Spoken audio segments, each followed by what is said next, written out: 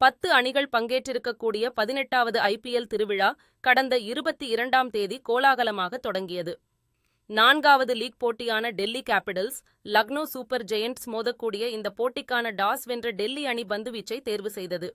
அதன்படி லக்னோ அணி முதலில் பேட்டிங்கை தேர்வு செய்தது. இறுதியில் லக்னோ அணி 20 ஓவர்கள் முடிவில் 8 விக்கெட்டை இழந்து 209 ரன்கள் எடுத்தது. இதுல லக்னோ தரப்பில் அதிகபட்சமாக பூரன் 75 ரன்னும் மார்ஷ் 72 ரன்னும் எடுத்துள்ளனர். டெல்லி தரப்பில் மிட்சல் ஸ்டார்க் 3 விக்கெட்டுகளை வீழ்த்தியுள்ளார். தொடர்ந்து 210 ரன்கள் எடுத்தால் வெற்றி என்ற கடின இலக்கை நோக்கி களமிறங்கிய டெல்லி அணிக்கு முதல் ஓவரிலேயே தொடக்க வீரர்களாக களமிறங்கிய ஜேக் பிரசர், அபிஷேக் போரல் ஆகியோருடைய விக்கெட்டுகளை வீழ்த்தி லக்னோ பந்துவீச்சாளர் ஷர்துல் தாகூர் இரட்டை செக் வைத்தார்.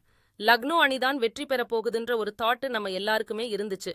பட் இருந்தாலும் அசுதோஷ் சர்மா நிலைத்து விளையாடி டெல்லி அணிக்கு வெற்றியை பெற்றுக் கொடுத்துள்ளார். அதாவது கடைசி ஓவரில் டெல்லியின் வெற்றிக்கு 6 ரன்கள் தேவைப்பட்ட நிலையில் கைவசம் 1 விக்கெட் மட்டுமே இருந்த நிலையில் கடைசி ஓவர் முதல் 2 பந்துகளில் மொகித் சர்மா 1 ரன் அடிக்க 3வது பந்தில் சிக்ஸர் அடித்து அசுதோஷ் சர்மா ஆட்டத்தை முடித்து வைத்தார்.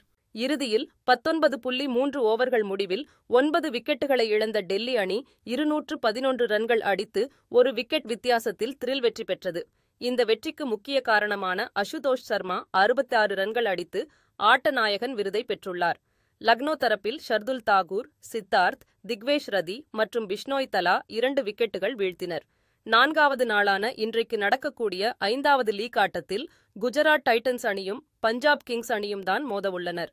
இந்த போட்டி இன்றைக்கு இரவு 7:30 மணிக்கு அகமதாபாத்தில் இருக்கக்கூடிய நரேந்திர மோடி மைதானத்தில் நடக்கிறது.